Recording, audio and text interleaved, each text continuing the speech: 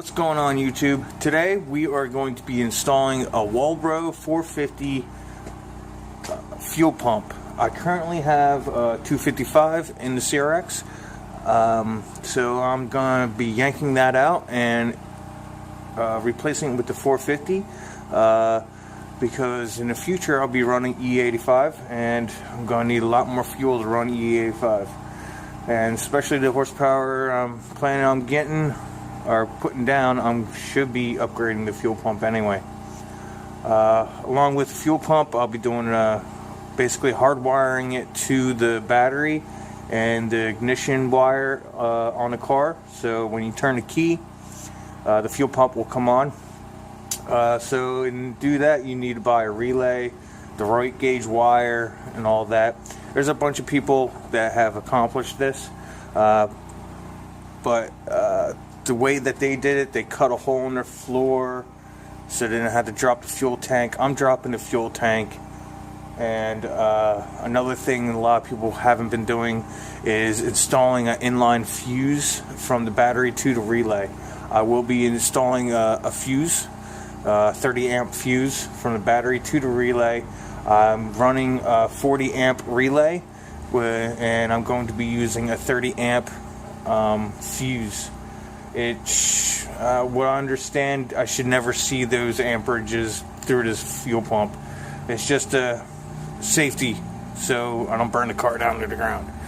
So stick around and see how I accomplish this.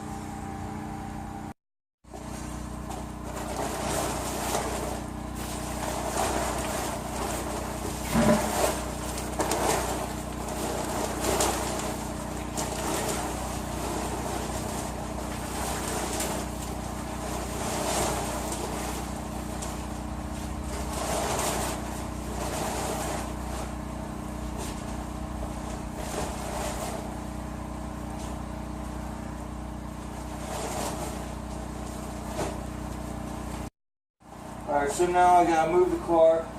I'm sure the battery's dead, so I'm gonna put a quick start on it. You guys will be able to see how much of a hard time I have starting the car. I'm gonna put just a normal jumper box on it, put a quick start on it, and move forward just a little bit, so just so I can get underneath the car and pull the gas tank out.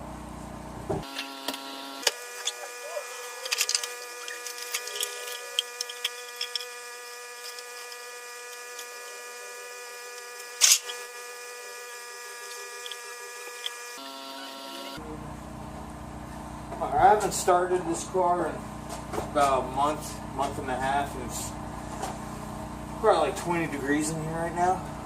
So, yeah, it's going to take a little bit to start. But it'll go eventually.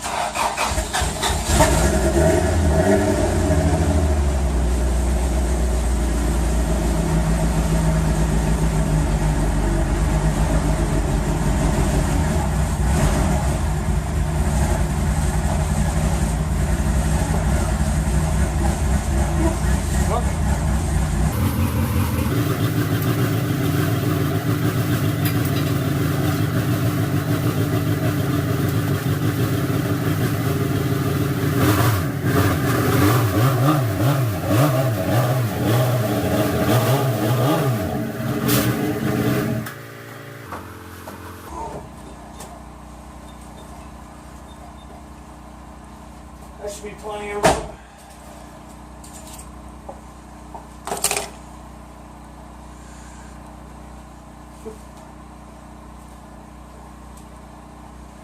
But yeah, as you can see, a little hard time starting. Real smoky from the wherever the car sits, the eBay turbo. I guess leaks oil into it. It's like missing, not firing all the cylinders, but eventually clears up. I really think it has to do with the injectors. That's why I'm switching to the Hunter Tune decaps. Hopefully it straightens it out. So I might as well just upgrade everything. The fuel pump and a bunch of other stuff. But yeah, let's get back to putting this fuel pump in. Alright, so I moved the car forward, jack it up, put it on jack stands. Now I'm going to remove the tank. And actually, first I have to disconnect those wires up on top. Then move to the bottom and pull the tank out.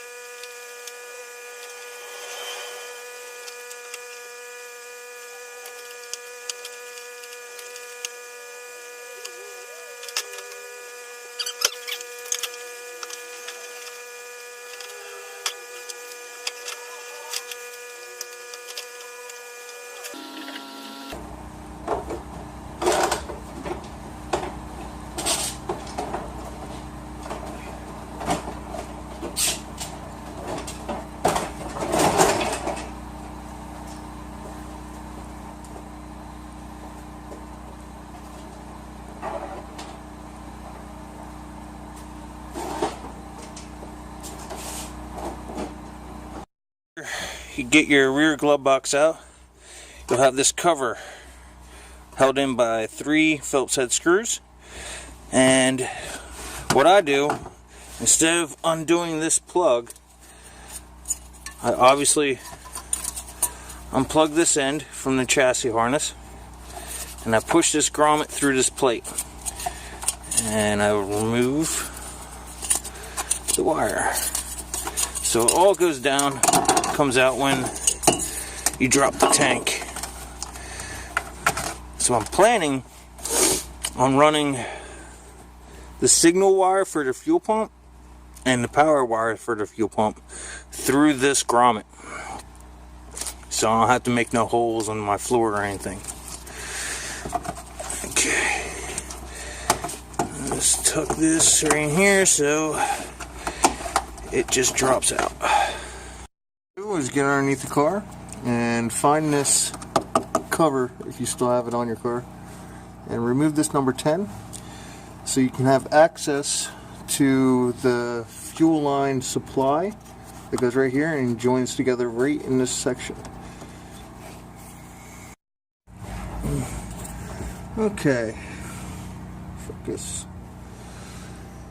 So you undo this fuel line, main fuel line with a 14mm. There's number 10 right here and number 10 right here. When you undo this first, you undo this before you do your number 10s, because if not, this is going to be moving around. When you loosen this, make sure there might be pressure behind it, so wear safety glasses. There's going to be fuel in here, it's going to drip out no matter what. So yeah, undo this with a 14mm first, be careful, it might be pressurized. And then do number 10, number 10, then it just comes out. You have to, in order to remove the tank, you also have to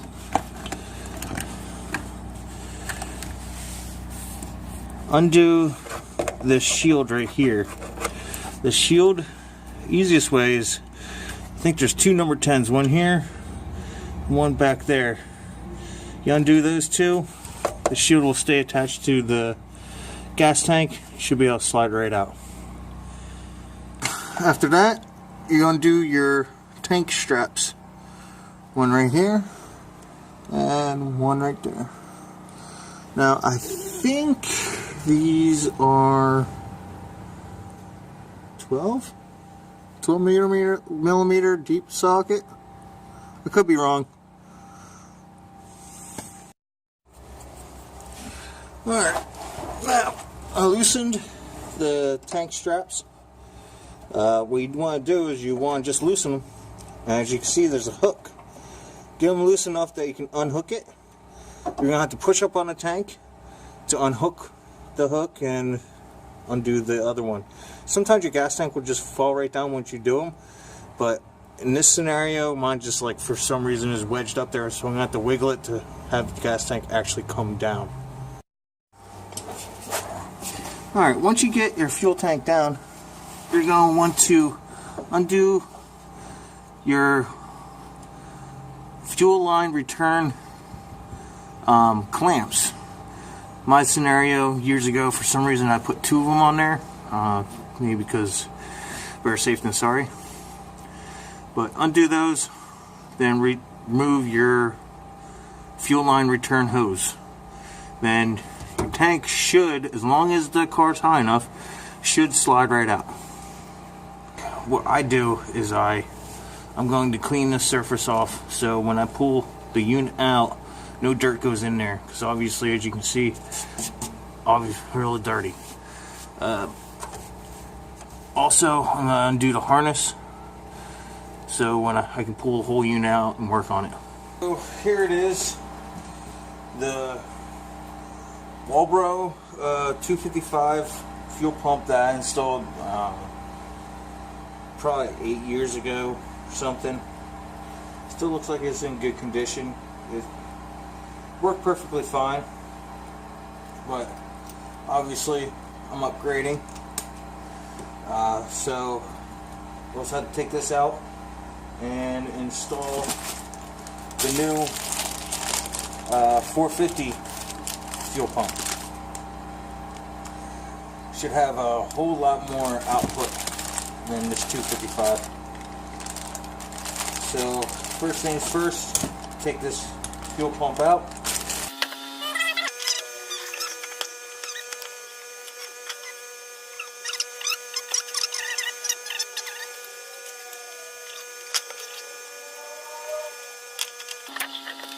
Pops right out. Now let's compare the 2 fuel pumps side by side here.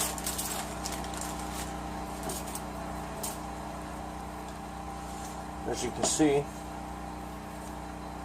this one's a lot fatter at the bottom.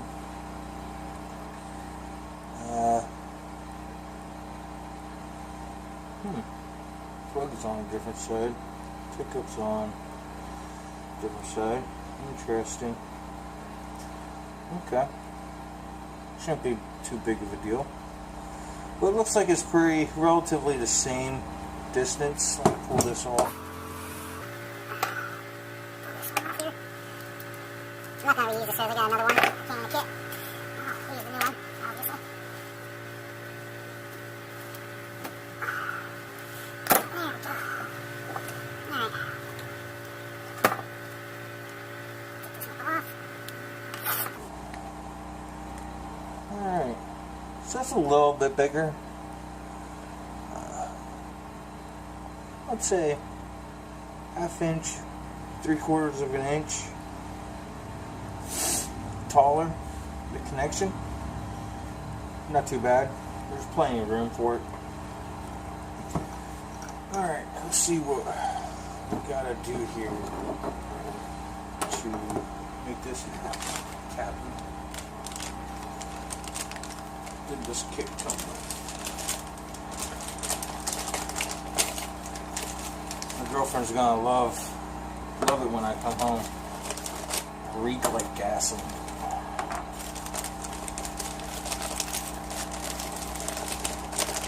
The sock, it's a whole lot bigger.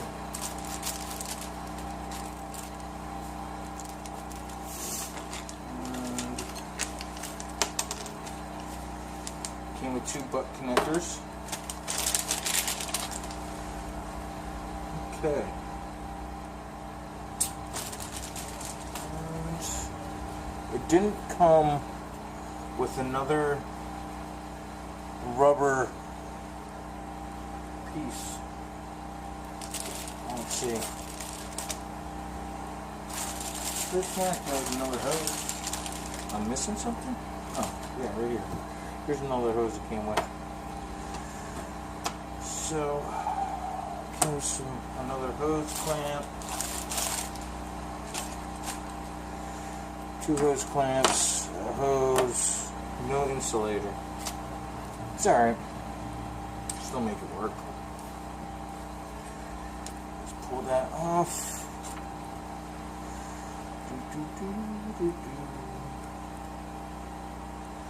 That's going to go on last. Okay. It's going to be a tight fit.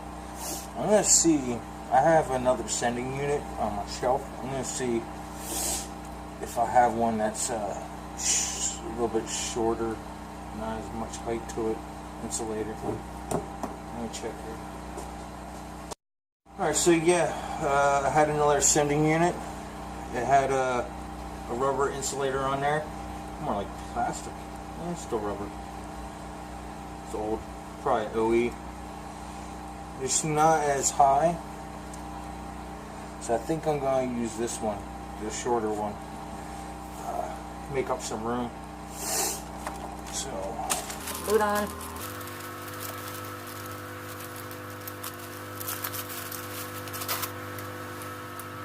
Let's see here.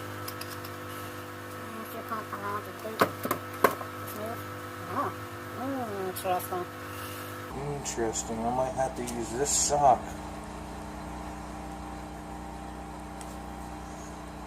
Off of this fuel pump.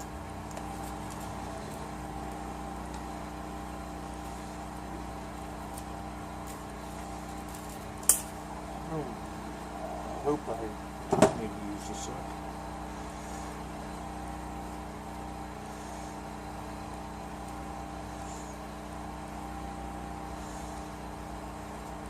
I just broke that fuel pump. Just that one little nipple. Alright, so this was facing up. So this would go up like this. Yeah. It's a nice tight fit. I just gotta get an O-ring, snap ring, for this little, right there, that little nub. I still want that security. Unfortunately, this one, when you go put it on, is going to be facing this way, and it doesn't have that neck. I want that neck. So we're definitely going to use this pickup sock. Got a little dirty from pulling it out, setting it on the ground for a second. But it's alright, it's still in good condition. So I got that ring on. Unfortunately, I couldn't use the one from the 255 fuel pump, so I broke that for no goddamn reason. I don't know what I'm going to do about that. Most likely the fuel pump is trash. Even though it still works, but that nipple's missing. Unfortunately. So now I'm committed. I have to use this. I used a ring from a different sending unit that was actually the correct size. It was it had to have been the OEM one. So now, when we put this in, this was this way. So this pickup is facing the opposite direction. So I want to put this isolator on, the skinnier one, so I buy some room here.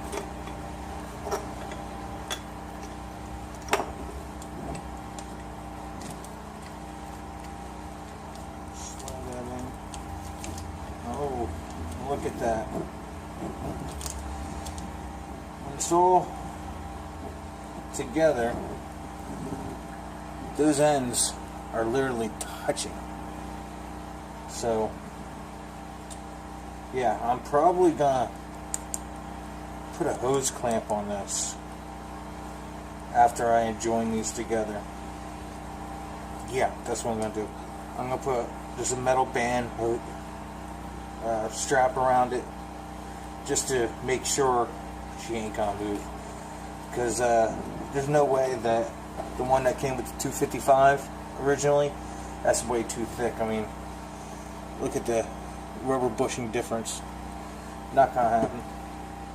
So yeah, alright, I'm gonna put that all together and get back to you. Alright, I got the 450 all wired up. Got the sock on. So what I did was I grounded it to the stock ground. This wire is pretty much the same diameter, so I just butt connected it and connected it back to this ground here. Then there's normally, where is it?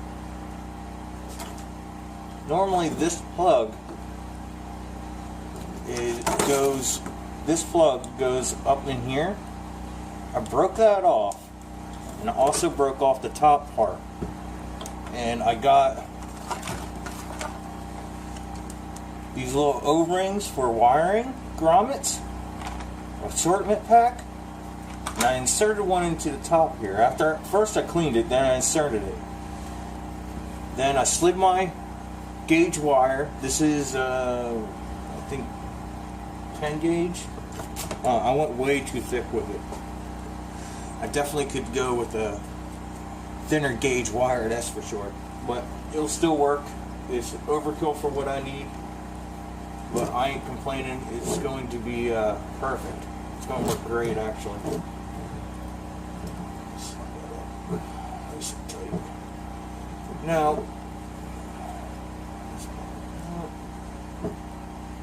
with that grommet in and this wire going through, I probably can get away with no fuel coming out of the hole after I remove that plug. I'll show you what the plug looks like on this extra sending unit I have.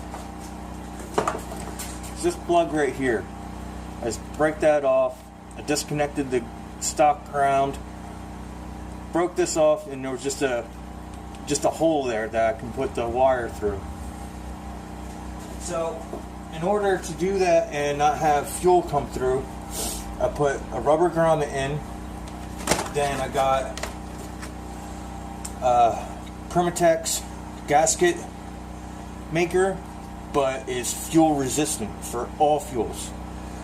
I'm going to put that on the outside and on the inside of that grommet. Gonna let that sit overnight, let it dry real good before I go any farther. I also, the butt connector I used here was a heat shrink, weather resistant, water resistant heat shrink. It also, when you heat it up, it kind of like had like a glue to it, so it like stuck. So for the power wire, it's like ideal instead of the traditional butt connectors. I could have just soldered it and heat shrinked it. That would have worked perfectly fine too. But yeah, I'm going to Permatex the inside and outside of that grommet, so I know for a fact, 100%, that no fuel will come out of that hole.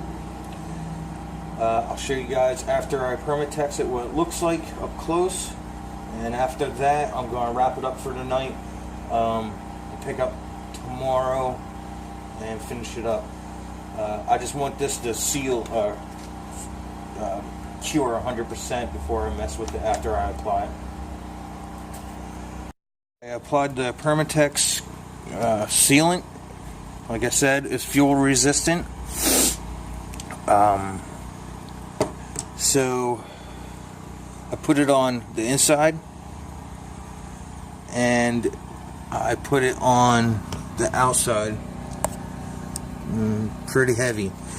The reason I did that so heavy is I don't want this to leak after I install it, obviously, because I don't want to have to drop the tank and redo it. That would just be a pain in the butt. So yeah, I'm going to continue this tomorrow. Alright, YouTube, so I'm at home, relaxing. Yeah, that was part one of the 450 Walbro fuel pump install. I'll be going back up to my shop tomorrow and finishing up. So, if you like what you're seeing so far, please subscribe. Part two should be filmed tomorrow. Till then, take it easy and have a good one.